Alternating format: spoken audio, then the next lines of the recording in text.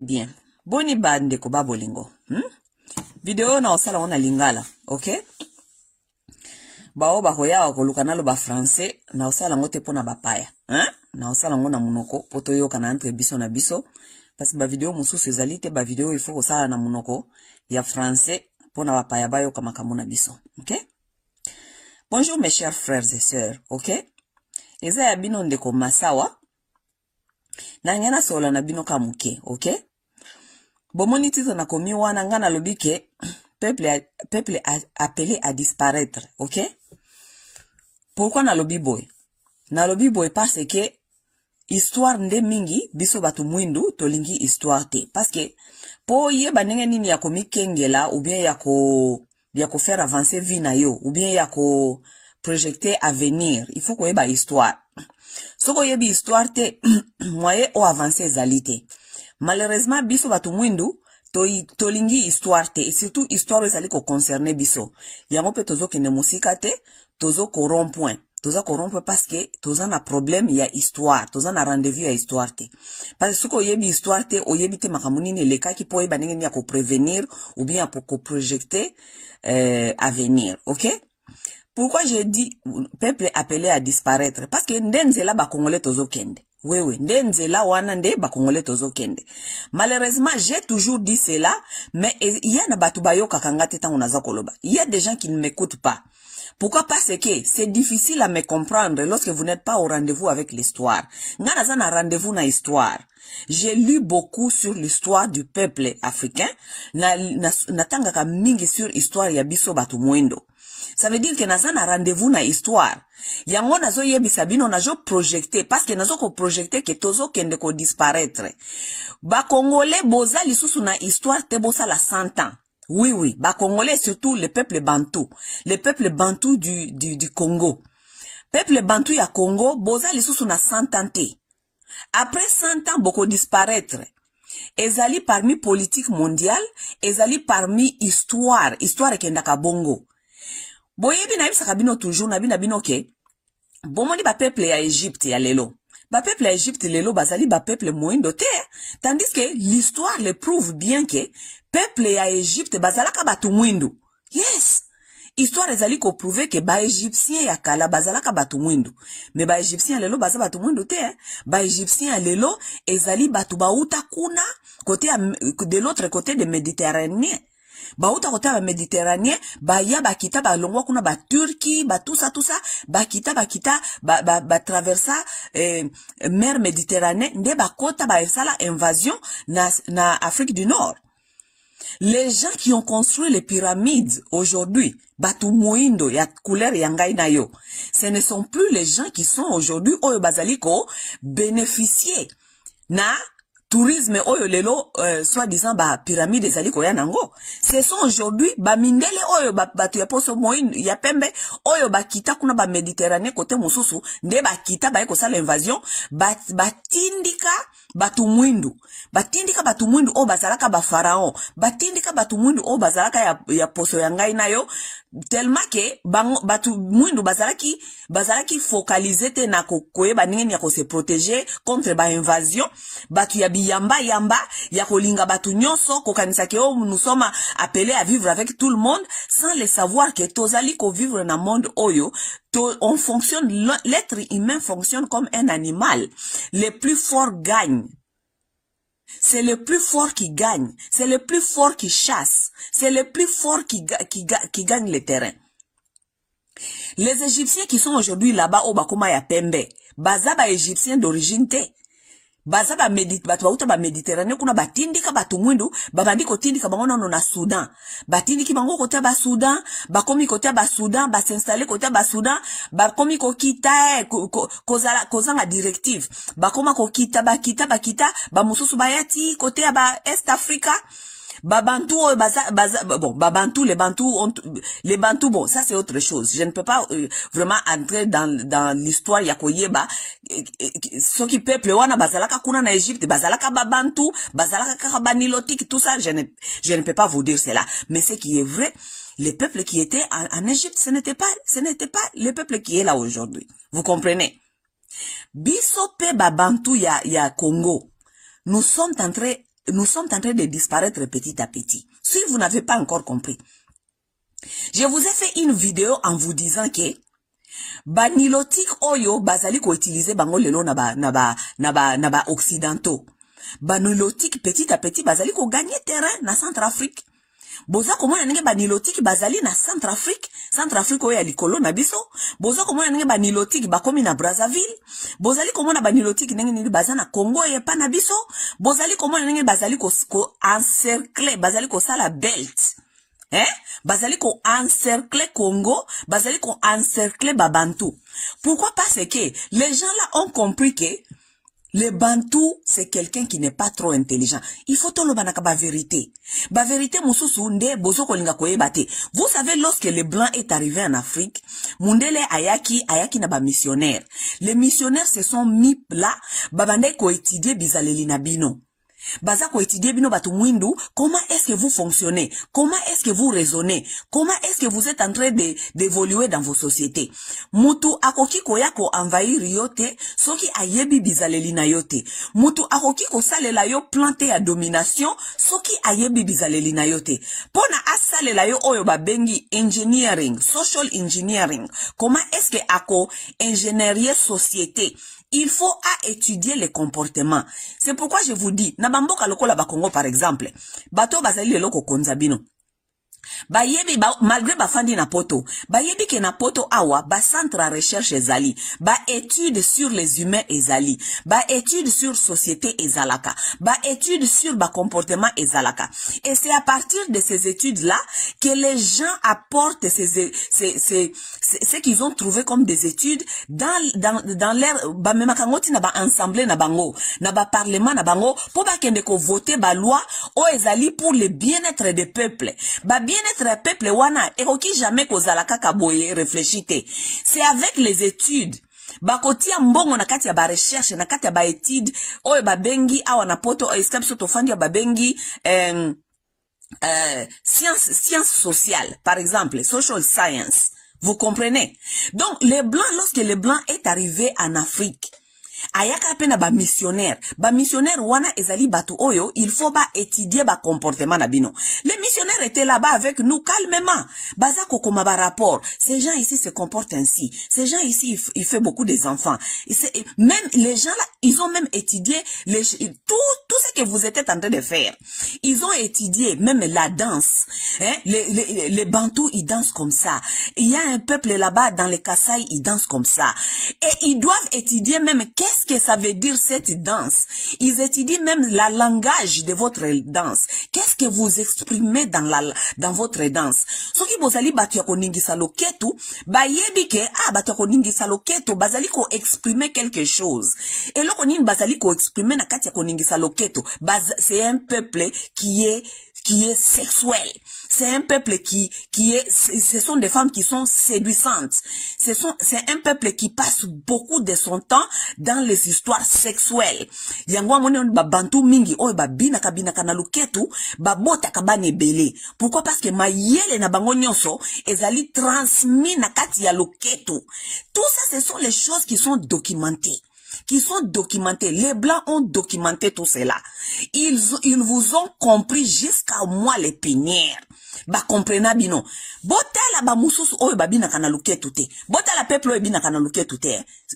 On a passé un exemple à East Africa par exemple. So que na Afrique de l'Est.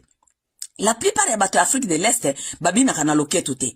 La plupart ya bato Afrique de l'Est babina kaba danse basala kaba danse on dirait ya ko imiter ba animal, ba imitaka ba vache, ba imitaka ba comment ça s'appelle les oiseaux, ils imitent certaines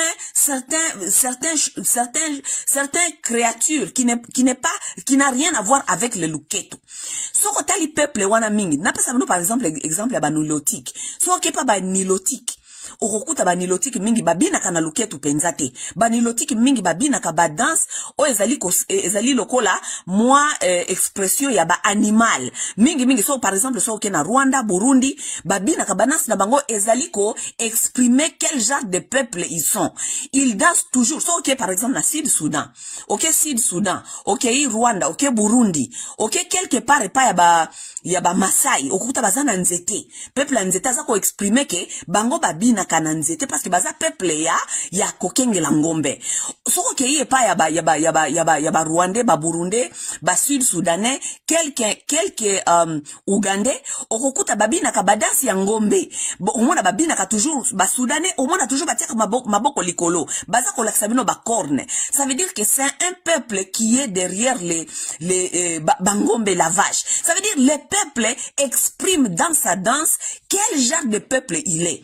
So koye pa babantu, okukuta babantu babina ka mingi na luketu.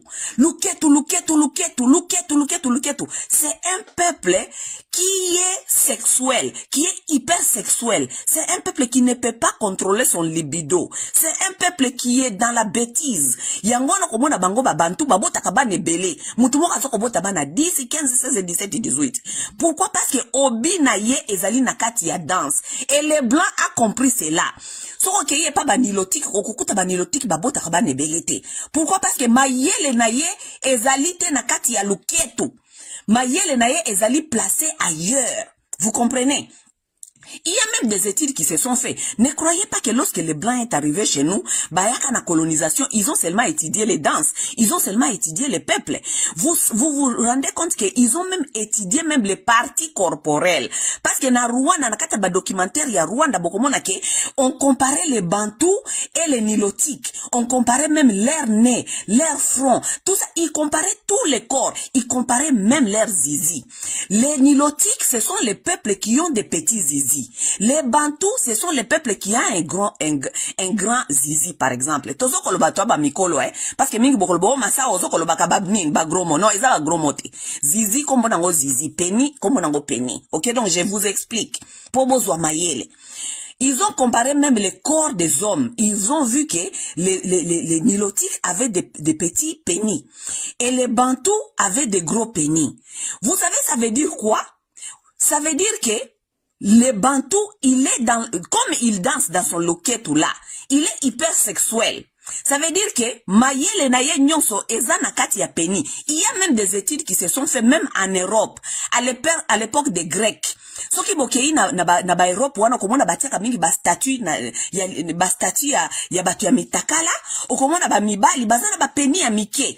Pourquoi? Parce que ba peni ya mike na kati ya historique grec liboso ezali symbole ya intelligence. Ça veut dire les hommes qui n'avaient pas de gros pénis, ils avaient pas beaucoup de temps à réfléchir dans des histoires sexuelles. Ce sont des gens qui passaient tout leur temps à construire la tête. Et dans la nature, lorsqu'on vous dit qu'il faut pas être religieux, il faut être spirituel, parce que dans la spiritualité, vous devez comprendre la nature. Et lorsqu'on comprend la nature, on connaît comment naviguer. Vous ne pouvez pas vous déconnecter de la nature. Toutes les réponses, toute la connaissance est dans la nature. Dans la nature, lorsque vous avez un certain déficience, par exemple, deficiency, balobaka en anglais, ça veut dire que soki misu na yo emonaka bien te, matoi na yo ekoyoka plus. Parce que ezali ko remplacer misu. Soki oyok zolo na yo kaka solo ya bien te, munoko na yo directement goût ekokoma plus. Parce que il faut récompenser. C'est comme ça. Soki omonaka te ou bien oyoka ka solo te, maboko na yo kozala na sensibilité o ekotinda yo o comprendre. Soko monaka te, okoki ko simba sensibilité wana, donc quelque chose doit remplacer ce qui ne marche pas. Alors, avec les gens, donc comme les bamindele bazali très avancé, tolinga te, baza très avancé na compréhension ya humain, parce que basalaka bastadi wana, basalaka ba recherche wana. Donc mundele a comprenaki ke mutu mwindu avec son pénis ya munene azali hypersexuel azana capacité te azana IQ te ebele ya ko réfléchir makambu au-delà de son désir sexuel. C'est quelqu'un qui ne peut pas se contrôler au-delà de son libido. Yango moni batu mwindu bazalaka mingi surtout ba homme bantu baza mingi na makambu ya ba sexe, makambu ya ko bina, makambu ya distraction parce que son cerveau n'a pas un grand IQ. Allez lire ce que je suis en train de vous dire. Allez faire le Google, toutes les informations sont sur Google. Allez voir quel est le peuple qui réfléchit beaucoup. Bon, la différence, il y a pénis. Vous avez tous le Google. Allez faire les différences des pénis. Les hommes qui ont des gros pénis et les hommes qui n'ont pas de gros pénis. Vous allez avoir toutes les informations qui sont sur le Google. Ok? Donc aujourd'hui, vous n'avez pas le droit de ne pas connaître ce qu'il faut connaître parce que le Google est là pour vous informer. Vous comprenez? Vous allez dans les pays comme les Chine. Nakati ya Chine, on dit que les Chinois IQ na bango, donc capacité intellectuelle na bango exactement au-delà. Et puis ça c'est en général. Pourquoi? Parce que les Chinois ont des petits pénis. Comme ils ont des petits pénis, ça veut dire ils ne pensent pas souvent au sexe. Ils ne pensent pas na luketu, na makini, kobina, distraction. Ils ne pensent pas à ça. C'est pourquoi moni ba Chinois bazali ko avancer. Soko kei na bamboka mingi asiatique, bazana ba petit pénis. Soko kei na Europe ya liboso kote ba grec bazalaka na ba pénis ya mike, yango moni mingi ba savant ba bima kuna. Parce que azana tante ebelete ya kolekisa na kati ya sexe. Balobi ba mindele mingi bazana ba pénis o ezali medium, ça veut dire na katikati. Mais ba mindele mingi ya kala bazalaka na ba pénis ya minene te bazalaka na ba pénis ya mike. Ça veut dire ça leur a donné la capacité de réfléchir au-delà du sexe. Vous comprenez? Parce que soki eloko na yo moko boete soko travailler malamu, il faut nzambe a remplacer en nature et qu'on remplacer en vite na eloko mosusu. Soki okeye pa ya ba noir, ça ce sont selon les études. Allez faire vos recherches et vous allez trouver. Soki okeye pa ya ba noir et surtout pa ya ba bantu. Okokuta ke ba bantu bazana pénis ya minene. Pénis ya minene mais cerveau IQ, capacité na bango ya IQ ezali évolué. Même chose, lorsque vous venez ici aux États-Unis, vous allez trouver que bêtises nyonso ezalaka na communauté noire parce que batu mwindu bazana ba pénis ya minene. Ça veut dire que bana ba pénis ya minene moyen cerveau et réfléchir exact parce que capacité na ye nyonso ya ko réfléchir et que na luketu na makini na distraction. Azali na capacité te ya contenir bêtises. Azana capacité wanate. Alors, si vous n'êtes pas au courant de ce que vous avez comme capacité et non capacité, vous ne pouvez pas savoir comment améliorer et comment contrôler, n'est-ce pas? Neti bino ba congolais, lokola bozana information wanate. Boyebite quoi faire, quoi ne pas faire, parce que selon l'histoire et les études, vous devez être capable de savoir que tozali na deficiency côté oyo, parce que biso tozali batu ya ba pénis ya minene, tozali batu ya ba makini, tozali batu ya kobina, batu ya distraction, on est distrait, soki to moni mwasi ya masoko minene, bongo nyonso ebungi, to bandi ko landaka ba masoko ya minene, soki mutu mwindu soki ya moni mwasi mwasi ya leki azana capacité te ya ko se maintenir. C'est ça votre nature. Maintenant, comment est-ce que vous devez évoluer et changer et savoir comment vous contenir? Vous devez être au courant, au rendez-vous avec l'histoire et avec les études. Vous comprenez? Mais bino boza ni au courant na étude, bozali ni au courant na savoir pour ya koyeba ko se discipliner na ko se maintenir. Voilà petit à petit. Ba oyo bazana pénis ya mike. Comme lorsque le blanc est arrivé, il a fait les études entre les bantous et les nilotiques. Il a trouvé que les nilotiques bazana ba pénis ya mike. Ça veut dire lokola bazana ba pénis ya mike, bazana capacité à ko réfléchir au-delà ya bantou. Parce que tant ya zali ko réfléchir, bantou ya za ko réfléchir akende ko nukuta luketu, akende ko sala sexe. Bien nilotique azali ko réfléchir, ndenge nini ya ko conquérir, ndenge ndenge nini akokende ko se planter quelque part, ndenge nini. Et non seulement cela, je vous ai dit encore une autre fois, je vous ai dit tala Bantu na bizaleli na ye à tous les jours. Bantu dans son DNA azali mutu ya kolamba lelo lia lelo. Bantu azali te mutu a projectaka dans le futur. Ayebite ke il faut asala investissement ya 5 ans, 3 ans, 4 ans pour na lobby za la meilleure. Bantu azali mutu na DNA na ye. Aza mutu azaki kokota zamba lelo, ake ko buka lelo, ake ko bomanyama lelo, alieye lelo. Azongine na village lelo. Tandis que tala batu baninga na bino banilotique. Banilotique bazali batu ya investissement ya long terme. Yango moni banilotique mingi ba ye bozo mona ta nani East African Community. East Africa Community ba ye. La plupart ya batu bazana East Africa baza banilotique. Ba ye lelo Félix aza ko yebisa bango ba kende ba boy ko kende bazalaki vendredi na Arusha bake ko discuter ba deal ke il faut bazonga epai na bango ba boy ba yebisi Félix na Arusha ke ba ko kende te ba ko tala soki ba ko kende ou bien ba ko kende te. Pourquoi? Parce que banilotique bazali batu oyo batala ka long terme ba moni ba avantage. Pourquoi? Parce que na kati ya DNA na bango bazali batu bakolisa kangombe. Mutu akolisa kangombe aliaka ngombe na ye lelo te. Akokolisa ngombe na ye boti afandi aza kozela 5 ans, 10 ans ngombe kola petit à petit azokende azokotambola na ngombe na ye. Donc baza batu baza déjà train na kati ya mutu na bango ya investissement ya long terme. Tandis que Bantu azali mutu azali train te na DNA na ye na historique na ye ya investissement ya long terme. Bantu azali mutu akota kazamba lelo abuki lelo alie lelo. Ba comportement na bino wana ezali komona na ça se démontre au niveau même ya leadership ya mboka. Baninga na bino baza kotala okoyoka kuna na Rwanda bazosa la Vision 2020, Vision 30 dans 50 ans. Qu'est-ce qu'ils vont faire? Bino boka nisi lelo invasion rwandaise tozo komona na Congo. Ezali pona lelo, eza pona lelo te. Ezali parce que basi ba projecta qui dans 50 ans nous serons capables de prendre ces gens-là et être au-dessus de leur tête. Ça veut dire quoi? Petit à petit tozali kokotsa ba militaire na biso, basa kokende na Centrafrique, ba militaire na biso baza ko kene na Congo Brazzaville, petit à petit bazali ko encercler bino bango bazali ko mona investissement ya 50 ans parce que bango ba yebisi bino déjà ke kuna epai na bango eza mukie mingi ba Rwanda baza na besoin ya espace esika bakofanda parce que Rwanda eza mukie ça veut dire que bango baza komona investissement ya long terme dans 50 ans bilo kansi lelo Kagame aza kotinda batu na ye kuna parce que Kagame nde ako bénéficier. Ces gens-là ne réfléchissent pas comme vous les Bantous, ils réfléchissent aux générations suivantes. Il ne réfléchit pas à lelo lia lelo lamba lobi lia lobi. Non.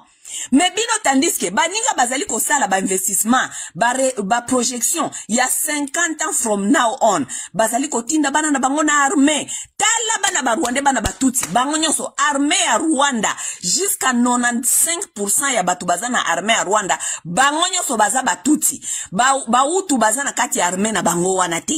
Ils sont tellement baza batu ya ko projecter tellement musika ba bengana ti ba utu bazala kaswe par bangote parce que mutu aza Bantu lokola yo congolais ba bengani e ipai na ye ba bengani e terre. C'est lui qui avait des terres. Les Tutsis sont arrivés avec leurs vaches bakuta ba Bantu wana bakuta bango na ba mabele ba kosi bango ba fandi ba encercler bango ba kosi bango ba misali ba mwa mikuna na Rwanda ba botoli ba Bantu qui sont les Hutus là-bas, ba botoli bango pouvoir même ya kozala ba chef coutumier, ba kabeli yango batuna bango, ba bengani bango ti na terre na bango moko. Pourquoi? Parce que Hutu aza lokola yo congolais, aza Bantu, mutu ya mluketu, mutu ya kobota ba nebele, parce que sexualité na ye ezali et contrôler ye et dominer ye. Mutu azali na sexualité ezali au-delà de lui,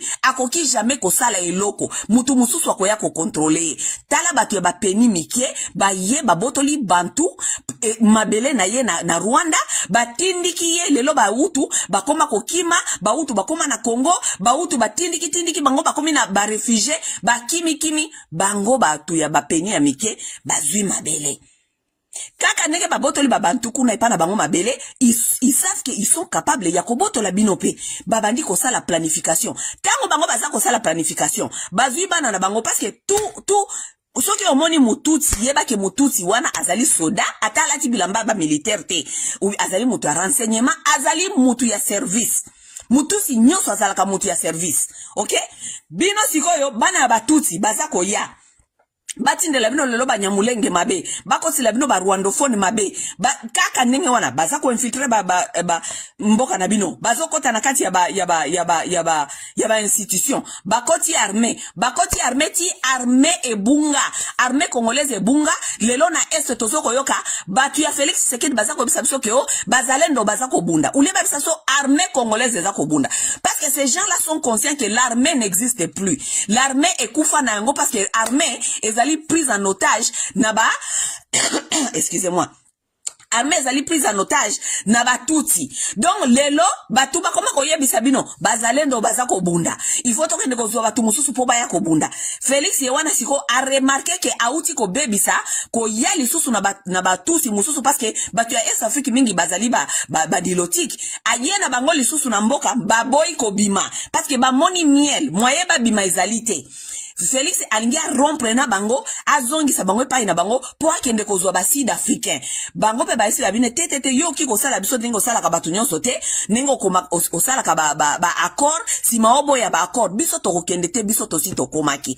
Pourquoi est-ce que Kenya kolinga kokende tangwa monike Rwanda azali kolia malamu? Pourquoi est-ce que Uganda kokende tangwa monike Rwanda azali kolia malamu? Donc bango ba yokani basangani balobi a biso de toute façon biso tozali peuple moko to sangana biso pe to kende kozwa Congo. Yes, ils sont là, ils vont plus partir baza wana bakokendete. Mais en même temps mboka na bino zali envahi, mboka na bino zali prise. Is community baboy kokende baza wana. Mais bino c'est que vous avez trouvé mieux ezali ya kozwa ba musicien ya koya kotinda ka bango na bapoto po ba ya ko distraire peuple congolais. Parce que boyebi ke kuna na Congo population ezalaka nango na information te parce que RTNC besoin ngo en otage RTNC ebeta ka musique ya Nzambe RTNC ebeta elobaka makambo ya bino makambo le kaka na RTNC ezali makambo ya Nzambe makambo ya ba musicien makambo ya Fachi Beton eloko mususu ele kaka kuna ezali ça veut dire que et appareil kaka moko o ezali pona bat kopesa batu information na Congo ezali diaspora o ezali active pona kopesa ka batu ba information n'est-ce pas si ko pona ko distraire diaspora wana botinde biso awa na Amerique awa na Washington awa na Amerique du Nord awa botinde biso ba musicien ba ye awa ba musicien ba ye JB aye awa beta donc JB a beti awa azana sponsor te muto sponsoriser JB ko ya ko beta awa ezali Fachi parce que JB azali ko beta ka ba musique na ye awa Fachi Beton ko yango na yango muto donc muto sponsoriser musique na bango ba ya ko beta awa ezali Fachi. Pourquoi parce que peuple congolais o bazali awa lokola bazali distrait na musique bakokoka koyeba te makambo ezali koleka kuna na kati ya mboka East African Community baboy ko kende non seulement East African Community baboy ko kende mais Félix ainsi bango ba kende baboy mais Félix en même temps akei ko signer ba contrat ya sika na ba sud africain ça veut dire SEDEC il faut SEDEC siko eya na décembre tant SEDEC ko ya il faut East African ekende mais East Africa e boy ko kende bandeko bozo ko mona ngoma kambo eza normal East Africa ye soi-disant East Africa e ko lukela biso pe depuis East Africa ye pe eza ko mona na te mais en même temps pona bo ya na East African Community e ya ko pesa biso ba congolais pe il fallait qu'il d'abord rompre avec MONUSCO parce que MONUSCO ezali wana ça fait combien des années MONUSCO e ya côté la biso pe ça fait plus il y a 30 ce qui 25 ans MONUSCO ye MONUSCO 20 000 hommes pe ezala kate bon avant ce moment que MONUSCO échoué et que bolingi bo essayer quelque chose d'autre c'est qu'il fallait d'abord rompre après avec la MONUSCO, yebisa MONUSCO akanga bisaka akende, comme ça to luka kobenga East African Community, soki wana nezaki plan na bino. Mais MONUSCO, 20 000 hommes, oye baya ko luka pe soi-disant, pe yango eza komona na te. Esika bitumbe zali, MONUSCO azalaka te. MONUSCO azalaka na kati ya Zamba, azalaka na kati ya Walikale, azakuna na Mwenga, esika babandro ezali, esika bazali ko exploiter or. Ça veut dire MONUSCO eya ko kenge la peuple congolais te. MONUSCO nani objectif nango ezali pete. MONUSCO objectif na ye yaki ko contrôler ba multinational, ba déranger bangote, tango bazali ko exploiter, bazali ko piller biloko na biso. Parce que MONUSCO azalaka na kati ya Zamba, MONUSCO azana na kati ya Walikale, eska ba avion ekitaka na balabala na kati ya Walikale ekende ko bimisa ba minere emema na Rwanda, a partir ya Rwanda ba multinational ba bimisa ngo libanda. Po eska babeta ba Congolais masasi MONUSCO to mona kayete. Ata na Goma esika babane ko tambola wana MONUSCO to mona kali susute. Siko MONUSCO nano azonga epai na yete. Siko MONUSCO azalaka wapi? Parce que MONUSCO abunga na kati ya Zamba. N'est-ce pas? Wana nyoso Congolais moya ya baizalite parce que boyebi ke Congolais façon ya ko distraire ye lokola azali peuple ya luketu ne mundele a étudier kibino. Congolais azali peuple ya luketu, peuple ya sexe, azali hypersexuel.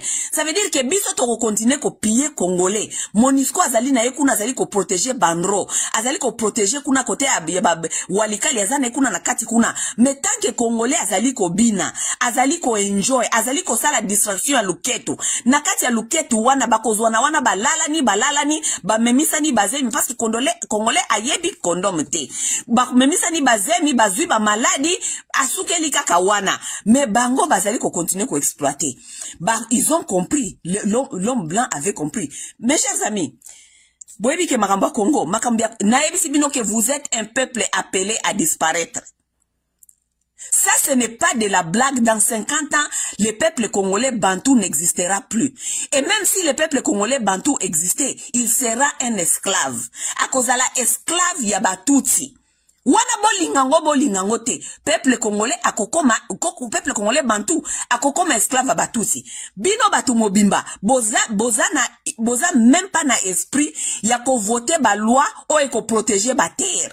Lelo, tout le monde peut venir au Congo, ko somba ba terre. Ba terre kuna na ba maluku, ba terre kuna na ba plateau ba teke, ba terre na est, ba terre partout, na ba kasai na ba mandaka, bozoteka. So okay, na kati ya Congo kuna na kati ya bazamba kuna okokuta baendie bafana na bango kuna bazana babilanga ya bati bazana babilanga soki ya banini okomituno bime bato bakoma kia wanenge nini. Les gens qui vont dans le Congo profond, ils vont trouver kuna bachino bafana na bango kuna basinstalla basomba ba mabele et tout. Wana étranger bazali ko somba mabele mais congolais lokola mundele a étudier kio ayebi koza mutu ya makino ozali mutu ya peni ya munene ozali mutu ozali na capacité te ya ko réfléchir au-delà de ton peni aye pona ye il faut atela yo miziki il faut atela yo ba masanga il faut ayela yo na kati ya ya kosala masanga, continuez komela, continuez kobina, continuez, parce que c'est ce que vous êtes, c'est votre nature. C'est votre nature. Lorsque batuti ya Rwanda bazalaka na exil, batuti ya Rwanda bazalaki kobina te, bazalaki kokende kobanda ko recruter bana na bango na bakan ya ba réfugiés. Ko recruter na ba famille ngana zana camarade ya mututi ya yebisanga po ye ba famille na ye bazalaka ba réfugié na Rwanda na Uganda. Alobi ke baba neko yako beta na ba porte na bango ya ba réfugié. Knock. Aozana mama aozana combien bana combien. Ongana zana ba garçon mibale. Pesa biso moko. Ba pesi bango moko bakei ko recrutement. Mama aozana na ba garçon combien. Nazana deux garçons. Ba mama musu babi est-ce ko pesa biso moko ba mama mususu ya batusi babaze kote babande kotinda bana nyonso babi si c'est pour notre cause na pesi bino bana na nyonso mibale ale bakende. Mais bino ba mama congolaise bana na bino bazali lelo en exil. Est-ce que lelo est-ce que congolais ya lelo nakati ya poto awa la plupart de vous boyaki te pona bisengo.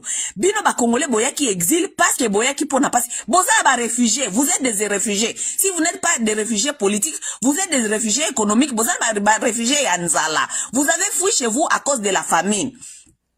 Boye na poto, bozwa conscience, bolingi kozwa conscience te. Comme baninga nek babadek babike, non, on ne peut pas rester quelque part là où ce n'est pas chez nous. Nous avons chez nous, nous devons retourner chez nous. Ce n'est pas possible que toze pas inabiso, mais tozalaka ba réfugié.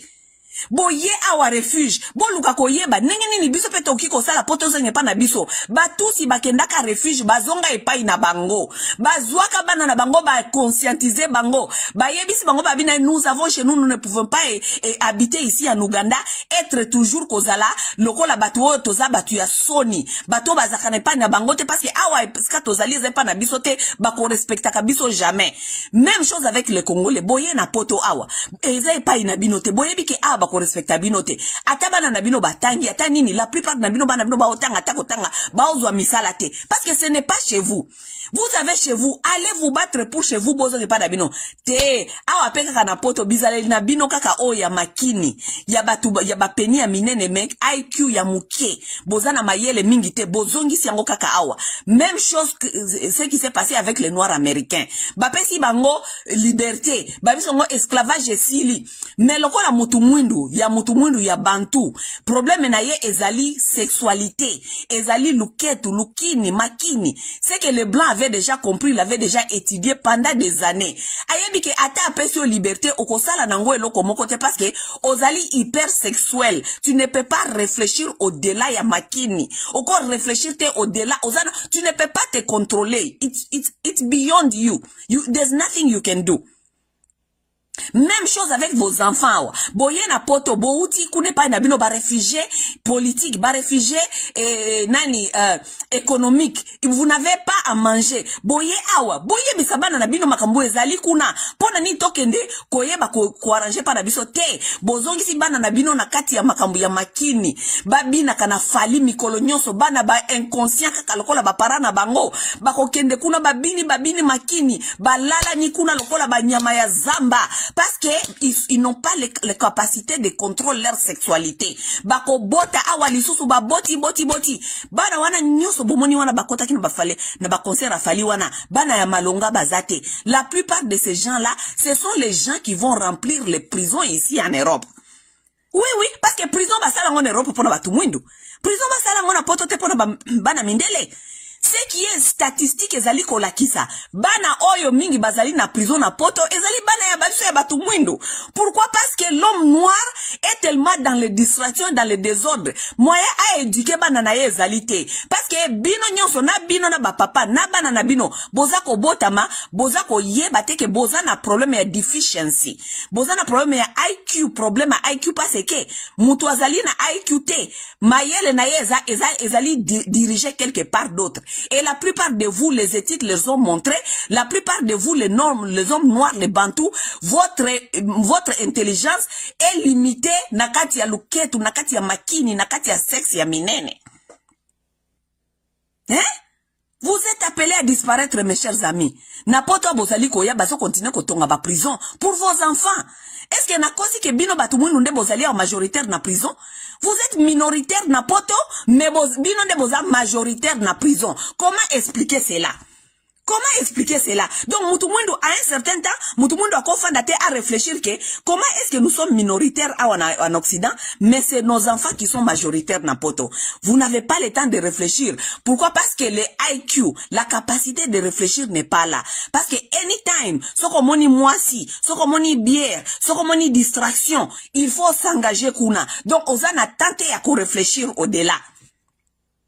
Tandis que batu ya makata ya mike ba Rwandais ba Tutsi bazana tante ya kobanda ko réfléchir makambu ya sexe tout le temps parce que mutu azana sexe ya muke scientifiquement les études ont prouvé mutu ya sexe ya muke mobali ya sexe ya muke a réfléchir à makambu ya sexe te lokola azana capacité on ta kobanda ko réfléchir makambu ya sexe tout le temps a intelligence na ye ya likolo eza ebele. Capacité intelligence eza ebele.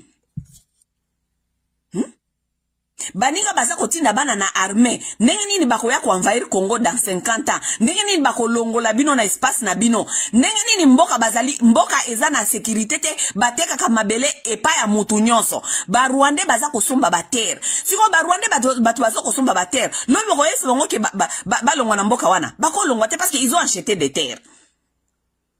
Ce sont les gens qui ont acheté des terres. C'est pour leurs intérêts. Les lorsqu'ils qui bolobi boboto la Rwandais mabele par exemple. Mais le Rwanda va vous attaquer parce qu'il sera là pour protéger l'intérêt de son peuple qui a acheté la terre là-bas. Comment est-ce que tout un pays, bozana ba député 500 na parlement, député na bino baza même pas na capacité à réfléchir que nous devons voter les lois pour protéger les terres. Baza na capacité wanate parce que kuna esika mango bakenda kakuna na ensemble eza place ya kokende ya lisano ya kofanda soki basilisi wana bake kokuta na banganda bameli balali basi l'intelligence n'est pas là. L'intelligence de la tête, il en existe pas parce que l'intelligence est dans les loquettes. Nakati ya makini. Ce n'est pas moi qui le vous dis, c'est scientifiquement prouvé. Batu ya makata minene, peuple bantou bazana intelligence te.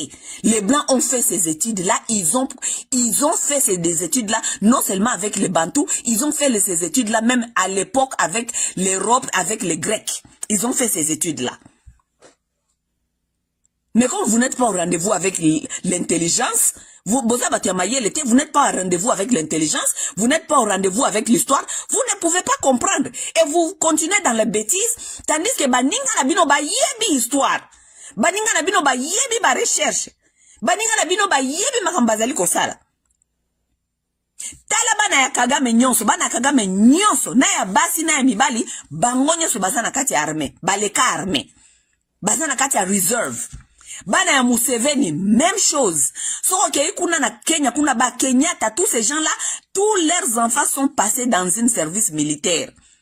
Mais au Congo, bana na bino bazana katia, bana ya Tshisekedi, ata mokote na bana ya Tshisekedi, na bana mama Marte, famille wana mobimba, ata mokote akenda militaire, bana ya Tshisekedi, ye moko soy président na bino, ata mokote asala militaire, et loko mokote, donc relève ezalité.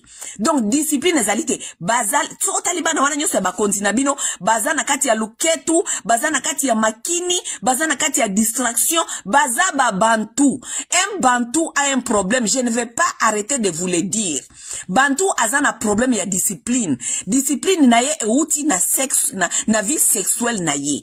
Loko la vie sexuelle na il faut alimenter yango. Il faut continuer kozala na kati ya buzoba, na kati ya distraction, na kati ya c'est ça les bantu. Bazako yebisa bino bozako yokati. Ce n'est pas possible que 14% ya ba Rwandais ya ba Tutsi ba dominer Rwanda, ba Longoli ba détrôner plus ya 80% ya ba Bantu parce que Bantu azana kati ya distraction.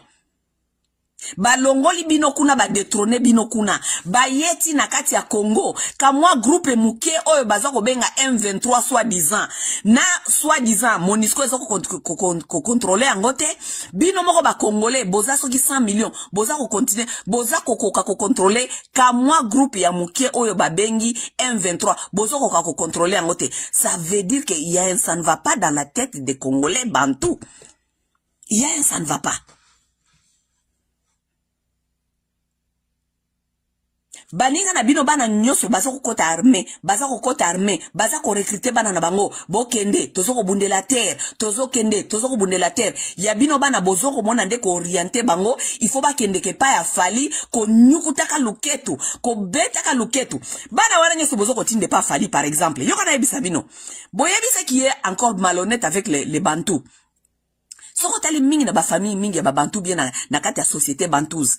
Okomona ke ba oyo ba ishua bana na bango balinga kate jamais bana ba mususu ba réussir. Batu soki baza kotindela bino batu lokola ba Zakari baswe. Tous ces gens là baya koyebisa bino ke oui botika ba concert bana bakenda ka ba concert et tout. Boyebisa nga est-ce que baba baswe azana mwana oyo akiko lakisa biso comme exemplaire. Mutu lokola Félix Tshisekedi azana mwana oyo akiko lakisa biso ke aza exemplaire. Lokola bana na bango ba beba. Avantage na bango ezali te po bino bobonga. Jamais. avenir ya mboka batala kayango soki mutu ya mayele lokola ba esa bino ke ba blanc tant ba mindele bayaka na misu ya étude ya ko comprendre peuple oyo azali peuple ya ndenge nini soko lingo yeba mboka oyo ezali ko kende quelque part ou bien avenir ya mboka yaka komona comportement ya basi. Lorsque vous voyez comment est-ce que les femmes se comportent, vous devez projeter pour dire que mboka oyo ezoko kende place ou bien ezoko kende place ete parce que basi baza sérieuse na kati ya éducation ya bana. Mais na mboka na biso que basi na biso baza sérieuse na kati éducation ya bana et le côté bana bakoma bango batu ya balabala les mamans sont allées parce que baza desperate ba éviter qu'est-ce qu'il faut faire bakoma na bango batu ya ba église ko kende ko servir Jésus alors que bandaku ezali ya kobunga tala lelo génération ya lelo ya bana ba congolais. Est-ce que ce sont les enfants qui ont été accompagnés? Est-ce que ce sont les enfants qui sont basali instruits? Pourquoi? Parce que les mamans ont quitté les maisons, ils sont allés faire autre chose. Ba koma batu ya mokobina, batu ya molangwa, ba mama ba koma kufanda na kati ya babar, ba koma kukende ba maki, ba mama mobimba loyenge, ba mama mobimba batu ya kobundela mibali, bazana sans te ya éducation ya bana. Ba yebite ke basi nde batenira kamboka basi nde bazali batu oyo bafandi saka fondation société yebisa ngalelo est-ce que basi ya ba congolaise lo bazana notion wana ko yebake mboka wana efandi na maboko na bango bazali ba nation builder ça veut dire batu oyo ba construire kamboka à partir de l'éducation de base. Est-ce que moi si ya congolais lo azana mayele wana te avenir ya mboka batala kangona génération o ezali koya lelo. Est-ce que soko tali génération ya ba congolais ya bana ba congolais est-ce que avenir ya Congo ezali garanti? Eza garanti te parce que oya biso bana bazana kati ya makini bakoma na bango ba wario na ba mbwario. OK, donc bana ba yebi ki wario na ki golwa plus que kozala na bolingo ya mboka. Bana mobimbelo masolo basola kaka warion mbwario gaulois biso toza ba gaulois biso toza ba mbwario biso toza je ne sais pas quoi bana mobimba génération momba toute une génération perdue comme ça. Tandis que bango baza ba wario na ba gaulois soki na ba mbwario bana ya batutsi baza na kati ya armée. Siko est-ce que garantie ya mboka wana eza ko garantir lobby ke bana o ya bino lelo bakozwa relève lobby. Soko tali kaka génération ya bana na bino oyo est-ce que garantie ezali ke bana wana bakozwa relève ya mboka wana lobby? Non seulement baza ba wario na ba mbwario baza ba soki ba gaulois mais éducation même nationale échoue ces enfants. Éducation ezate. Éducation ezate, éducation nationale ekufa na yango. Soki bana ba éducation nationale ekufi, soki ata éducation familiale ekoki kozala na éducation nationale, na éducation familiale moko te ezali ko marcher. Est-ce que l'avenir de ce pays-là est garanti na maboko na bino ba congolais? Eza garanti te. Tango bino boza ko bina ba wario na ba mbwario, tango bogenda kakuna ko bina ba mkambe ba wario na ba mbwario, bomona kabana ba Rwandais kuna. Bomona kabana ba Tutsi bayaka kuna. Ils sont pas là. Bomona kabana ba Éthiopien bayaka kuna. Ils sont pas là. Bazana makambu na bango ya mboka na bango, comment faire avancer les choses pour que mboka na bango ekende liboso lobby.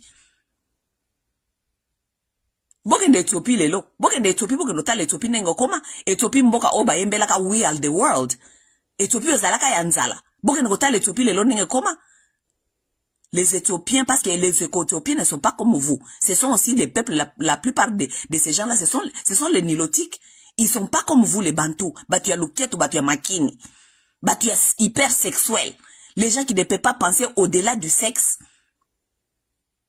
Tala batu ya ba mbwario na ba wario. Ba papa mikolo ba oe bana na bango tilelo. Na ba papa na bana. Ba papa ba influencer bana ba koma ba mbwario na ba wario. Ok? Bana wana. Ba papa na bango moko, batu moko génération ekufa, batu oyo na poto oyo, les hommes, soi-disant les hommes, qui habitent derrière les femmes, ba fanda kazi na sima ya basi, na bambongo ya social. Ça, ce sont les hommes qui ont plus de 30 ans. Mibali o bazana plus il y a 30 ans, 40 ans, 50 ans, 60 ans. Yo papa mobimba na poto awa okotaka libala après libala parce que ozali ko profiter ko fana na sima ya basi oyo bazali ko profiter na système pona kolia mbongo ya bana. Yo lokolo za incapable ya kofuta loyer. Ozali mobali moko boye ya tina te.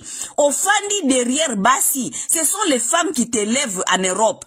Mais oza capable ya kokendaka kokotaka makambo ya bafali wario mboario. Oza na 40 ans 50 ans avenir na yo oyebi yangote parce que jusque là tu vis encore derrière l'aide sociale, derrière la femme. Ndaku ozana yangote ata ide mokote oske kosomba ta lupangu na maluku ubi kuneska ba lupangu ezana no moins cher na Congo te yo ofandi na yo awa ozoko kota makambo ba mbuario na wario oboti pe bana na yo na kati ya buzoba ya bambuario na wario bana na yo pe bazali ko continuer kaka même cercle wana en même temps bino bozali awa boza même pas batu mobimba ataka mwa lupango moko ya $5,000 ozaka incapable ya kosomba ta mabele na Congo. Mais ozali awa ba chinois baza kuna baza kosomba ka lupango ba terre ba chinois ba indien baza kuna baza kosomba ba terre ba libanais baya baza kosomba ba terre tela par exemple gombe koma ya ba libanais. Tellement que bino bana ya babantu bozaka kalokola ba papa na bino batu ba irresponsable, les gens qui ne peuvent pas penser au-delà de luketu makini nenge ba papa na bino batango ba mobutu wana bazalaki ko balaka basi ebele parce que bazana problème ya hypersexualité, ils ne peuvent pas penser au-delà du sexe.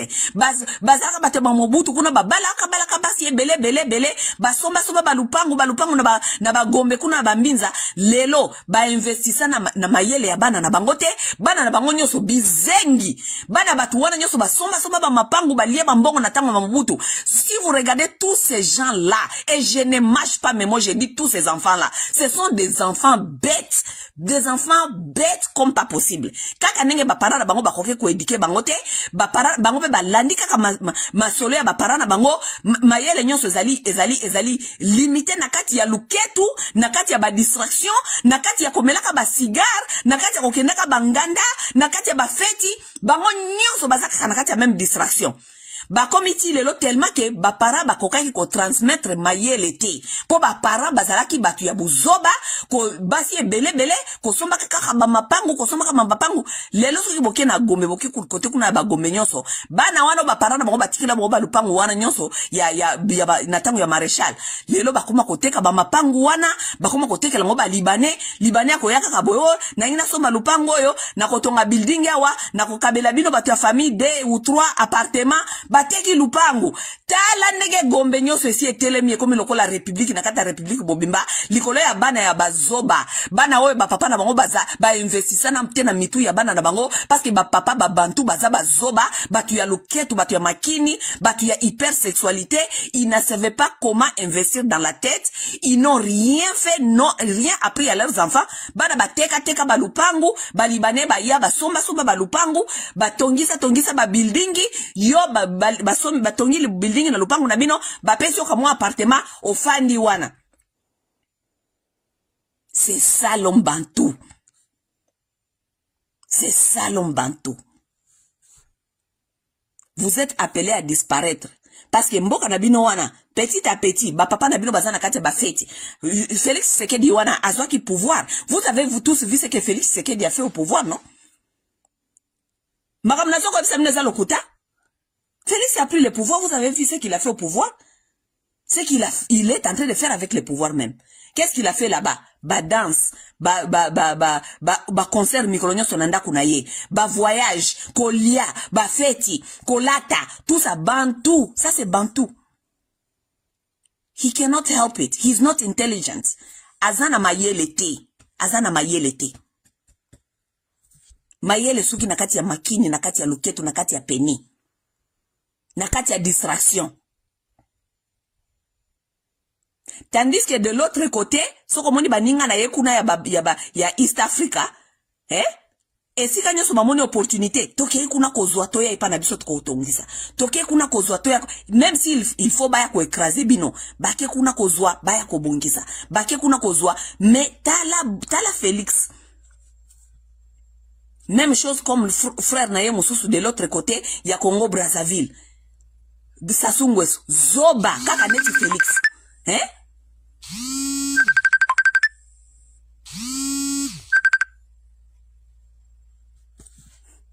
Batuti bake kuna bakosi ye comment il s'appelle Sassou Nguesso ateki mabele azui mabele ateki batuti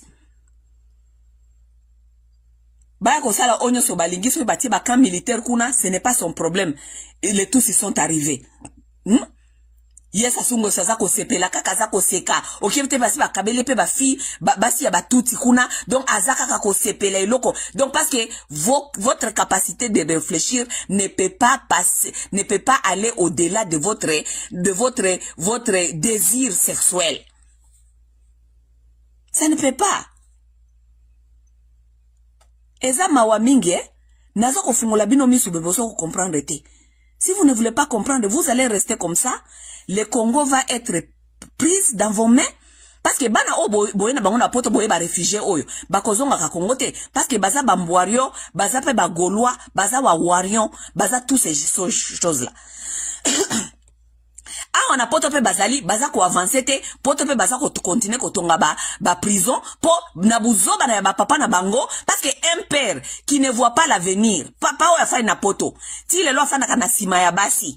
Azako kumisaka Weransone, azako kumisaka Jibe Mpiana, mais ye moko, c'est un monsieur qui n'a pas de capacité de même de payer son loyer. Afin d'akana simaya basi oyo bake ko kosa système ke mbali bazaka na vina bangote, po ba lias mbongo ya système.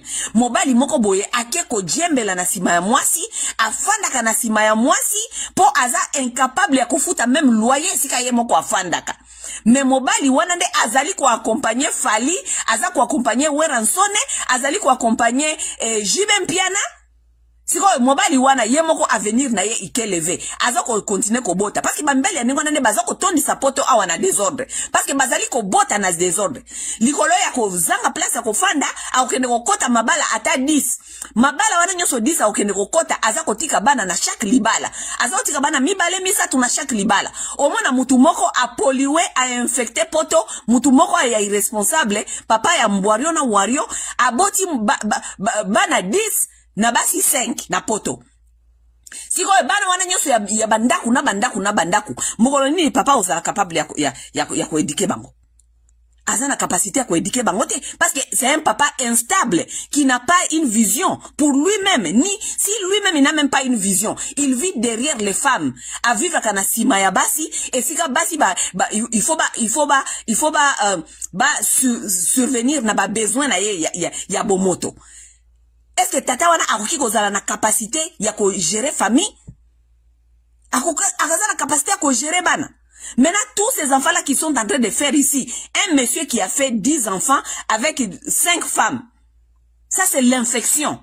Il a infecté, il n'a pas fait des enfants, il a infecté la société. Parce que ces enfants-là n'auront aucune éducation et ces enfants-là deviendront un problème pour la société. Parce qu'ils n'ont pas eu d'instruction. C'est ça.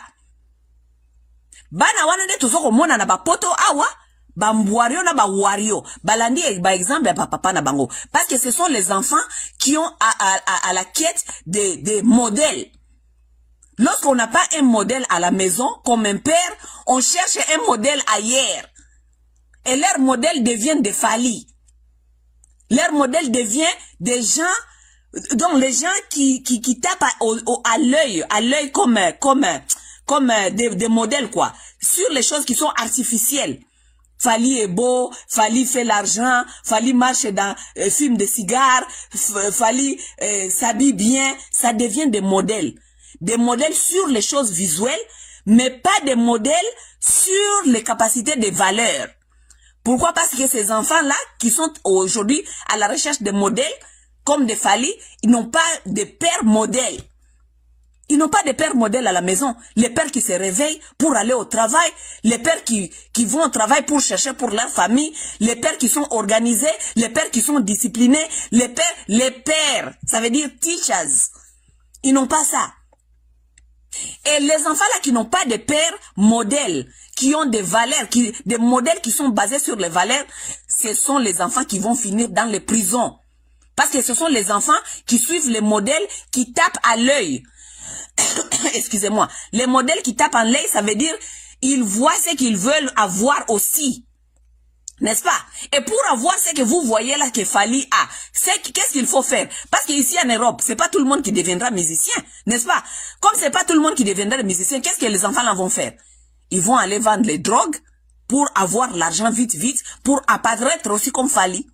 Pour conduire aussi des belles voitures comme Fally, pour s'habiller bien comme Fally, pour apparaître bien et attirer les femmes comme Fally, n'est-ce pas? Qu'est-ce qu'ils vont aller faire? Ils vont aller dans des choses qui ne sont pas bien, dans des drogues, dans les choses de Tchekoula, dans des choses dont leurs pères ne sont pas les modèles.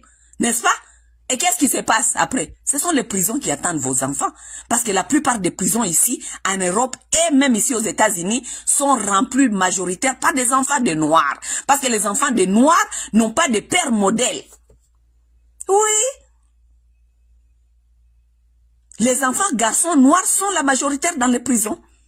Et vos filles continuent à faire des enfants comme des poux. Infecter la terre. N'est-ce pas? Warion, Mboario, Gaulois, Bisoba Gaulois, Bisoba Nani. Toi, tu es un père, toi? Si tu es Wario ou bien tu es Gaulois ou bien Mboario, je ne sais pas quoi, parce que tu n'as pas un rôle modèle. Tu n'as pas un père modèle dans ta vie. Mwana oyo azali na modèle na vie na ye akoki jamais kozwa makambo ne tozomo na génération ezoko kende na kati ezoko périr. Les enfants des Rwandais n'ont pas les Mboario et ils n'ont pas les Wario, ils n'ont pas les Gaulois comme modèle. Modèle na bango ezali bana ya batuti, modèle na bango ezali Paul Kagame. Oui. Bana ya batuti modèle na bango ezali Paul Kagame. Modèle na bango ezali James Kabarebe. Les gens qui font la conquête des terres. Ça, c'est leur modèle. L'exemple vient de haut. Exemple, nyoso utaka likolo. Batu bazali ko diriger bino soki baza ba modèle te, moye bino nyoso bozala ba modèle ezali. Moye bo landa exemple ezali te. Yango Congo ezali perdu. Parce que vous avez eu des modèles, vous avez eu des gens qui vous dirigent qui ne sont pas des modèles. Et lokola ba papa na bino bazala ba modèle te, ba papa na bino bali soki bomoni Félix Tshisekedi kuna azali ko mela, azali ko jouir, azali ko sala ba feti. Donc Félix afandi na ndaku na ye na est de la République bazali ko bunda, bazali ko boma batu. Félix afandi na ndaku na ye abengi JB Mpiana, aya ko beta, abengi Koffi Olomide aya ko beta, abengi comment ça s'appelle? Abengi Inosbi aya ko beta na ndaku na ye. Lui il s'assit, il est en train de jouir. Ça, c'est le modèle des enfants congolais. Oh, lelo bazali ko bengi la biso Fachi Béton. Fachi Béton, so kotuni bango lelo basé sur quelle valeur? Qu'est-ce qu'il a fait? Où est-ce qu'il a mené le pays? Il n'y a pas de référence. C'est seulement Fachi Béton. Pourquoi? Parce que, bana oyo bazanga ba papa, ba modèle, ya ba valeur. Bazali ko mona Félix comme modèle. Pourquoi? Parce que Félix, bon, mon aki wana poto Félix aleki, mutu aza kolanda Félix aza kolanda ye, vieux président olati, je ne sais pas, Croco, olati Croco, président olati Croco, onyati bango, nyata bango na Croco wana, modèle na ye ya vie, eza ya valeur te, ezali que président lati Croco, président lati sapatu ya bien, hein? Maman Denise, maman ya kitoko, maman ya nini, c'est quoi ton modèle, maman? Maman na yo ba valeur na ye ya vie ezali nini poki na kokumisa ka Denise. Nga na kokumisa Denise te parce que Denise a na valeur ata moko te. Denise nyeke na aucune valeur ya ko apprendre nga masawa. Pona kende ko mona ye lokola modèle nanga. C'est une femme terre à terre. Comparé na basi onga na yebi Denise asa mwasi moko terre à terre à cause de la modèle nanga te. Na atana eloko moko te. Mais basi oyo bazana ba modèle te mususu ya vie na bango baza kotala ye oh maman oh vraiment alati bien Kabelo maman ya bien maman à part bien Kabelo je ne sais pas quoi quelles sont les valeurs de Denise oyo akoki ko transmettre na génération ya basi ya ba congolaise basi ya ba Rwanda modèle na bango ezali mwasi ya Kagame. Elle est là-bas toujours na ONU. Azako défendre cause ya basi na bango. Même malgré ça ba cause ya lokuta. Azako défendre ba cause na bango. Toujours là où on défend ses causes, leurs causes, elle est là, elle est en train de défendre. Atala mukia ukiko bimisa kuna po amemela bana na ye kuna na Rwanda, bana ya basi ba rwandaise ba profiter nango.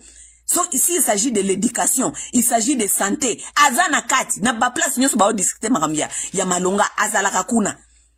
Oh ya bino akomi tiktokers. Ake kuna kukosangisa mana na bakarini mokonzi. Maman mobimba na TikTok akomikaka hello TikTok. Hello TikTok. Hello TikTok. Qu'est-ce que tu es en train de dire à cette génération oh ezana TikTok oh ebungi? Nzamba pesio grâce à commission na place moko boye oyo là où tu es capable d'influencer bana oyo par exemple peut-être baza a perdu baza na TikTok bazo ça la bêtise parce que peut-être ils n'ont pas eu de rôle modèle ba maman na bango baza na kati ya souffrance ba maman na bango baza instruite ba maman na bango parce que Congo instruit nango batouté. Leurs mamans ne sont pas instruites. Leurs mamans sont perdues. Elles sont dans le désespoir. Elles sont allées servir les églises à cause du désespoir. Bana wana nyonso bazana TikTok lelo. Yo soi-disant première dame, oyebi TikTok nengezali pourri, infecté par la femme congolaise. Basi ya Congo baza kuna ko swana ko bunda masoko ko ningisa kaba masoko bêtise tous les jours yo poke iko joindre bango hello TikTok. Qu'est-ce que tu les rapportes ces jeunes filles là qui sont là-bas? Ata message ya espoir. Na lingi ba comportement oli susute. Denise aza capable ya koloba na ba fille ya TikTok ke na ye awa TikTok parce que je suis venu veiller sur votre comportement. Aza na pouvoir wana. Et puis bana wana bazana parce que balobi ke Nzambe a pesi ka moi place moko ya kopesa ye moi chance wana ya ko utiliser autorité wana. Nzambe a pesi yo pouvoir ya ko utiliser autorité. Yebisa bana wana ya TikTok lokolo ke ko jeune ba na TikTok lobi ngo na ye lokola ngande mama wa taifa. Ngande soi-disant première dame donc maman na bino. Là où je suis je ne veux pas voir les bêtises. Bana wana bakoyoka. Moi, j'ai vu la femme de Kagame, elle a invité toutes les jeunes dames qui ont présenté dans les Miss Rwanda. A invité bango ebele bayaka wana ba Miss ya bane na bane. Baye wana na basi ebele o bazana kata ba gouvernement na bango parce que boyebi ki Rwanda ezali majorité ya batu bazana parlement ezali basi. Elles sont venues là-bas, elles ont dit à ces filles, elles dit comprenez comment utiliser les social media. Ça veut dire les réseaux sociaux. Vous êtes là lorsque vous ouvrez vos caméras. N'oubliez pas notre cause. Elles ont donné les directives à leurs jeunes filles. Mais oh ya bino maman na bino oyo ya balabala oyo soki Denise Nyankero. Ce n'est pas de votre faute. Lorsqu'on ne connaît pas qui on est, lorsqu'on ne connaît pas ses capacités et ses défauts, ça devient dangereux. Ça devient dangereux pour un peuple. Mais bon, yé ba kebino ba congolais, bon continuer comme makabana na bino na masole ya ba mbwario na ba wario, na ba gaulois, na ba tuya kolandaka ba weransone, na ba tuya kolandaka ba jibe. Ok? Parce que c'est que vous n'avez pas non plus compris. Et que na musique, na religion, yango nyonso ya ko accompagner politique ya mabe. Ok? Bino bo continuer ko accompagner politique ya mabe. Bo continuer ko orienter bana na bino na kati ya buzoba. Lobi bana na bino bakozanga mokili. Bakozanga place ya kokende. Parce que na kati ya poto awa, eska boya ko bota bango boye ba ke bana bino boya ko bota na poto awa. Tango bino boko kufa, vous n'aurez plus le contrôle de vos enfants. Parce que certains de vous, vous êtes en train de vous tromper que, yangada kolisi bango bien quand même. Yo kolisi ya yo bien, c'est bon. Dans les années à venir, dans 20 ans, dans 30 ans, tu ne seras plus sur cette terre. C'est que ton enfant va faire. Ba na bino bako bala ba noir américain na bamboko yo. Boyi ke ba bala ba noir américain. Culture ba noir américain zanini. Ba famille ba noir américain on zanini. Parce que ba na bino baza vraiment na ba base na biso ba africain te. bakobala bana oyo kaka ya koto ya mitu beba bana oyo système eza komema kaka ndenge wana na bulu yeke ça veut dire que bana na bino bana vos petits enfants deviendront des noirs américains oyo bakobanda kokende ko bomanaka parce que vous ne serez plus là, vous n'aurez pas le contrôle de ça, n'est-ce pas? Bako s'intégrer awa bakobala na awa bako bomana kaka awa bango na bango lokola boyebi eloko moko te statistique ezali koloba lelo dans 30 ans dans 50 ans na mboka oyo taux ya suicide ekozala tellement élevé parce que modèle tozali kokena mboka oyo batu bakomi na ba dépression, on travaille les gens tellement, il y a tellement de problèmes que taux ya suicide dans 30 ans les gens vont commencer à se tuer comme ça. Donc muto akoki na lisusu te mibomi nde mboka oyo nde bino bomoni ke boya otika bana na bino ba génération na bino bana bino bakokola na mboka oyo bo continuer bandeko bo continuer. Lorsque les autres sont allés en refuge, recruter qui batuna bango balobi, toza na epa na biso to kende kuna, toza na epa na biso to kende pa na biso ko fanda, to fanda epa na biso to sala balua na biso to fanda nenge biso to il faut to vivre na bomoto na biso. Bango bazala ki bazoba te. Mais bino boke refuge, kuna eska boke refuge, tongi ba prison, po batia kabana na bino, vous ne trouvez pas ça un problème. Baza ko continuer ko sala système oye ko continuer ko distraire bana na bino bozo mona ngo problème te mboka na bino nenge ezali ko kende kuna ba chinois baza ko ya ko somba ba indien baza ko somba tout le monde azali ko ya ko somba bino bozo ko mona ngo problème te lobi boza ba peuple apatride vous savez le peuple apatride all this ça s'appelle c'est ce qu'on dit social engineering. On organise la société. On cherche à détruire ceux qui n'ont pas bazana tina te na mokili. Baza ko mona tina na binote selon ba étude na bango. Ba mona tina na binote. Il faut ba réorganiser société bazwa Centrafrique wana ba tondi sango comme na bango et comme à place ya ba tutsi parce que les tutsis pour les blancs, c'est facile de collaborer avec un tutsi qui est un bantou. Si vous ne connaissez pas l'histoire, Abiyarimana a été au Rwanda. Lorsque les Blancs ont quitté le Congo, Bayeba qui va minérer parce qu'ils ont fait les études, ils savaient là où se trouvaient tous les minéraux. Bayeba que le Congo est scandale géographique et va minérer, ils le savaient. Lorsqu'ils sont partis, ils se sont dit comment est-ce que Tokozo Makuna, poto que nos sala makambu photo sale, n'est-ce pas? Batali ba voisin na bino nyonso moyen ba ya ko entourer bino zalité parce que pero na bobo sani ke touti na kati ya ba colonisation batu bazaki na esprit ya Lumumba batu bazaki na ba esprit ba Kwame Nkrumah parce que na ba Jomo Kenyatta ba africain bazaki un peu uni na mentalité moko boye po na basenga ba indépendance. Ça veut dire que c'était un peu difficile ba mindele ba zonga koyeba ndenge ni ba kokota na Congo à partir de ba voisins parce que la plupart de nos voisins ce sont des bantous. Ba kokende côté ba bantou te po ba ko attaquer bino parce que Mobutu pasaki na moi idéologie moko boye ya bobo sanité comment ça s'appelle speech ya Mobutu na ONU tango le baka entre un frère et un Européen. Alors qui choix est clair, n'est-ce pas? Mobutu pas le la na idéologie wana, donc bazalaki na moi idéologie wana ya ko se protéger, n'est-ce pas? Mais lorsque les blancs ont compris que Toroki ko utiliser Rwanda, ok? Parce que kuna na Rwanda tozana Bautu na Batutsi. Lorsque les blancs est arrivé au Rwanda avant même la colonie, Mundele a compris déjà que il peut travailler avec les Tutsis. Parce que Mundele a compris que yena Tutsi bazali na mindset moko.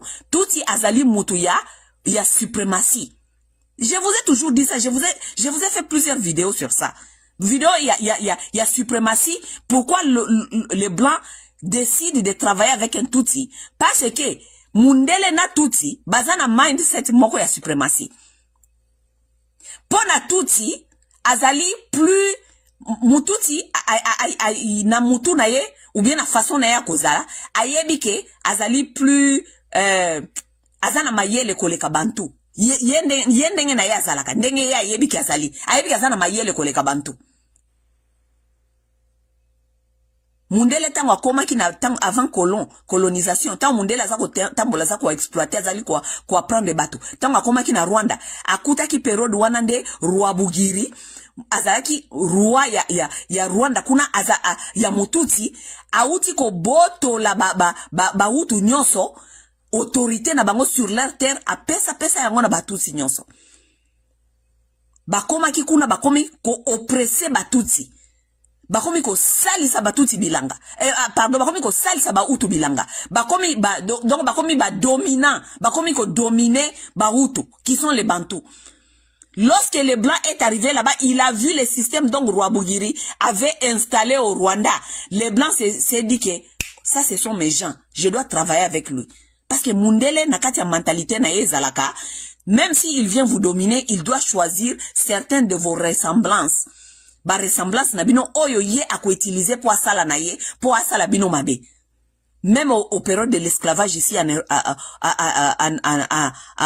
aux Amériques, vous avez vu que les blancs avaient utilisé certains esclaves pour contrôler bandeko na bango musuba esclaves. Ils sont même partis très loin à faire même des enfants métis. Pour ba enfants métis wana bazala ka ba esclave ya ndaku, ba esclave mususu bazala ba esclave ya libanda, pour ba o ya ndaku babanda ko funda ba o ya libanda. Ça veut dire Mundele tango koma ka place nyonso po ay ko dominer, il faut étudier na kata bizaleli na bino atala ba oyo bazalo lokola net ye akoki ko manipuler pour utiliser bango contre ba frère mususu. Alors, lorsqu'il est arrivé au Rwanda, il a vu que la façon dont le Mututsi réfléchit, c'est un peu plus que comme lui il aime. Parce que le Mututsi azali na esprit de suprématie. Mututsi alingi ko dominer sur les Bantous. Et comme Mututsi azali minoritaire, Mundele alukaka toujours ko travailler na o azali minoritaire pour ayeba ko bien utiliser a mater ba majoritaire. Pour ba yeba ko utiliser ba majorité et belé comme ba esclave pour ba majorité. Ba ko tinda bino na misala ya makasi bobi misabi, boko tabilanga bosa la bango. Et au Rwanda, il avait trouvé cette dynamique était déjà placée sur place avec Rwabugiri.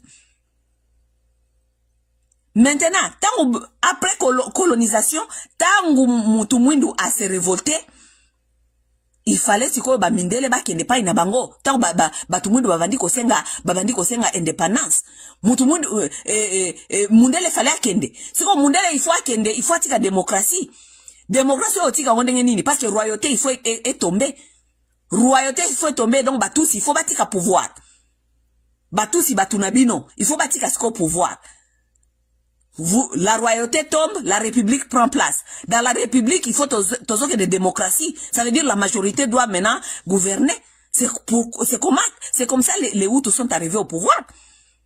Lorsque les Hutus sont arrivés au pouvoir, Hutu bamoni yango façon ya ko se revenger pour ba récupérer ba terre na bango oyo ba Rwabugiri donc Batutsi yiba bango. Voilà la révolution rwandaise.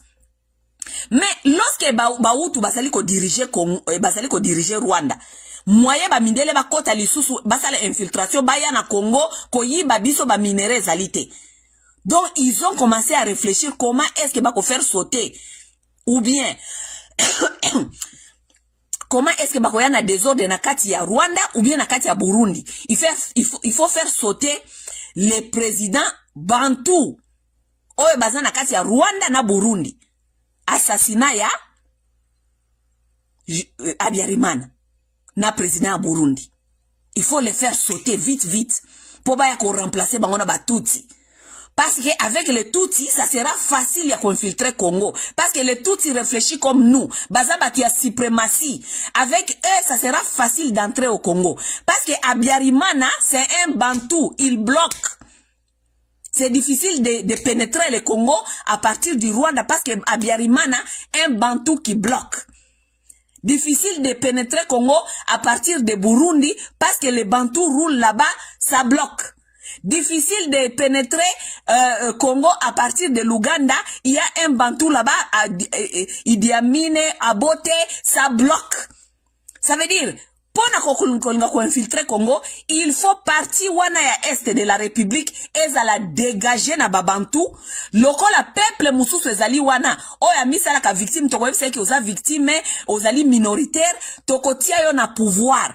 Batie Au Burundi bakokaki kokokango te. Au Burundi les Burundais ce ne sont pas des gens à blaguer avec. Mais na Uganda batie Nilotic, Munyankole, batie Museveni. Pour c'est facile d'utiliser Nilotic pour na ko infiltrer Congo. Na Rwanda batie Nilotic parce que c'est facile ko utiliser bango kokota Congo. Voilà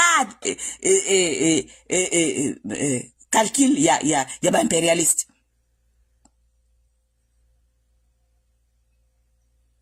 Vous pensez tout ça? Ou les bino sikoyo, boye ba sikoyo ko pesa bana na bino ba matière wana nyonso. Non. Biso ba Congolais toza na kati ya luketu, toza na kati ya makini, toza na kati ya distraction. Bango kuna, bana na bango bazokota armée. Bana na bango bazokota armée. Bana na bango bazana minduki. Bazo continue parce que Mundele kotika le Congo te.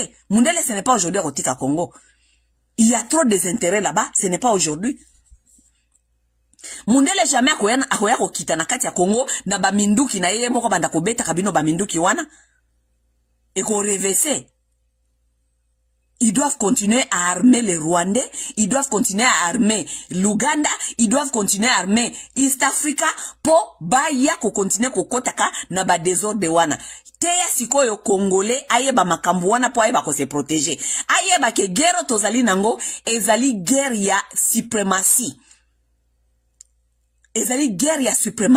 Vous avez des suprémats, des gens qui sont là pour les intérêts ya ba minéraux, mais ba utiliser ba voisin na bino oyo, ba yebi ke bango baza soi-disant il faut ba régner au-delà de vous.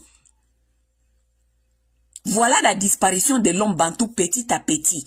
Bazo kende ko vidaka ba village na bino petit à petit. Bozo kende bozo kima ba Uganda, bozo kima ba Kenya, basi batie nani comment on les appelle? Batie li bino ba kan ba réfugiés kuna bazana problème ata mukete ya koyamba bino.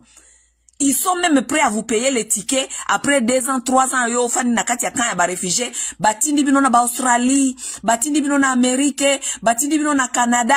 Yo tango yewa omoni nenge bati ya ba réfugiés batindi bino awa. Oh Nzambe asali, tosambeli mingi, tomoni pasi na kati ya kan, Nzambe asali. Yo kanisi Mundele azana intérêt nini asombela yo ticket oya kufana na poto. Intérêt nini Mundele azana ngo asombela yo billet oya kufana na poto auti sio na kati ya kan réfugié. Soka yebite ke il est venu t'enlever de ton espace pour awa na poto koya eloko moko ya malongo ko sala ezate asi atongela ki ba prison awa. OK? Atongeli bino ba kan de ya ba réfugié na East Africa. Bo balongoli bino na bamboka na bino bokeka ba réfugié bo fandi wana 2 ans. Après 2 ans, oye poto awa ya bumukolo, oye bi système mete lo côté, oye relier sabana ukobanda komelisa bana ba miliki ezanga tina, bana ba komi minene, ba obésité, ba maladie, ba cancer, tout cela, soki bongote, classe ya malonga baza kotanga te parce que bino ba parents bozape éveillé te boye na bana awa bakomi bino ba motherfucker bakomi kaka wesh yo motherfucker balimba ko ba américain ko leka ba américain parce que les parents n'ont même pas les notions de leur propre bien-être ya ba base ya bango ya tradition ya tout ça oye na mwana awa yo moboti bobimba ozana ba base te yo moko zana ba base te ya vie.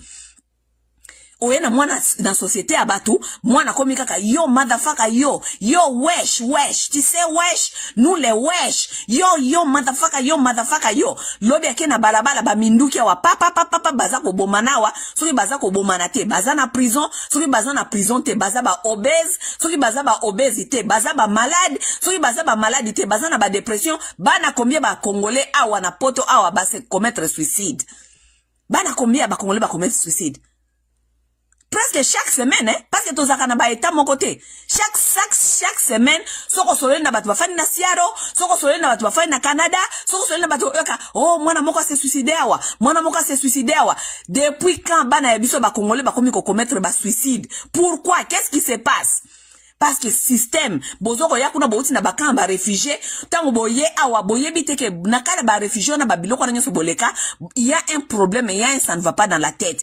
Bozongi lisuso bofai na kata même communauté ba mama bokei ba église ko servir ba église boye bité na kata communauté boye sika il faut bo accompagner bana na bino, il faut bo fana pemene na bango, il faut bo tanga bo s'instruire boye ba communauté otoyo ko na bana na biso sali ndenge nini poto ba ko gérer bango te boke lisusu na ba communauté na bino boke ko servir ba église. Chaque jour vous êtes là, vous laissez vos enfants bana na bino babandi ko ta la télévision biloko babandi ko rêver na Afrique babandi ko mona na télévision ba hotala ba biti batala ka science te batala ke loko moko ya malonga na télévision batala ka ba biti ska ba noir ba beta na masasi ba film ba biti ba motherfucker yo motherfucker ye motherfucker yo motherfucker ye lobi tango ba bimi libanda po ba mama boza na bino busy ba papa pe boye wa bokoti ba misala vie est comme difficile compliqué papa na mama bozo ko yoka na te po bokoti mongo ya bana papa na mama bozo ko yoka na te parce que mama lobi yepe na Afrique kuna souffrir awa ye ko zwa liberté na ye mobile ko yebisa lisusu le côté tango boza na kati ba conflit na bino wana bana bazali banda bakomi koloka ba modèle ya sika motherfucker yo motherfucker ye motherfucker yo motherfucker ye. En même temps, boye awa, vous n'avez aucune éducation, même éducation ya santé ya kolia, boye bite. Vous prenez tous les milk, ba milk wana nyoso ya mabe wana, bozo ko pesa bana bino ba mela ba milk o ekola kana ba hormone. Tala bana ya ba congolaise, bana ya mike ya basi baza tala na mabele minene. Bana tala masoko minene. Siko bana wana bako kende libanda kuna batu babandiko kanisa ke baza ba mikolo, babandiko lala bango, babandiko violer bango. Bana bino ya mike baza ko bota n'importe comment. Bana ba 22 ans, bana ba 16 ans, bana baza ko bota n'importe quoi. Parce que ba parents, boye, vous n'avez aucune notion même de savoir donner la nourriture à vos enfants. Vous donnez du poison à vos enfants. Ba milki wana nyoso ba pompa yango ba pesa ba réfugié wana, ba pompa yango ba hormone. Ba hormone wana ba pompa bangombe, po bangombe ba vimba avant minene, po ba kende koteka bango avant. Milki etondi hormone. Bozana bana ya ba 11 ans, 12 ans, bakomi tala mabele minene. Bino ba mama, ou lebo apprendre bana na bino, kende sport. Parce que ba mabele, ce n'est pas normal. Bana bino ya basi bazana mabele minene. Mwana muke ya 18 ans, 17 ans, azatala na mabele lokola mutasia medisi, bana 5 mabele. Ce n'est pas normal. Ce n'est pas normal. Mwana ya 17 ans, aukiko zo mabele bele bongonde. Comment ça veut dire? Pourquoi? Parce que boza ko lié sa bango ba miliki lokola utaki refuge kune pala bino bozaki na insécurité ya bilia oye na yena poto kaka mela miliki poto bien miliki pesa mwana bino mabele tala bana mike mabele minene mwana ya 17 ans na mabele koleka mutabota bana 5 siko mwana na mukola ko bota ou bien akokisa 25 ou bien 30 ou bien 40 akozala na mabele ya nengeni. Éducation pe bolingi angote ba éduquer bino ba bisa bino ke sala sport la ki sa ba jeune fille na yo sport la ki yo mama il faut ça la exemplaire so okay sport bana no ya basi ba okine sport mabana mike ba koza na mabele bele bongote mabele bele ndenge wana mabele ezali muscle oyo ba entraîner kango so ko sala sport mabele wana ko kita tika ko pesa bango ba miliki ba jeune fille ya mike bo bazana besoin ba miliki ebelete. Arrête de nourrir les enfants comme ça, ce n'est pas bien. Tous les hormones là ça va dans le corps de vos enfants.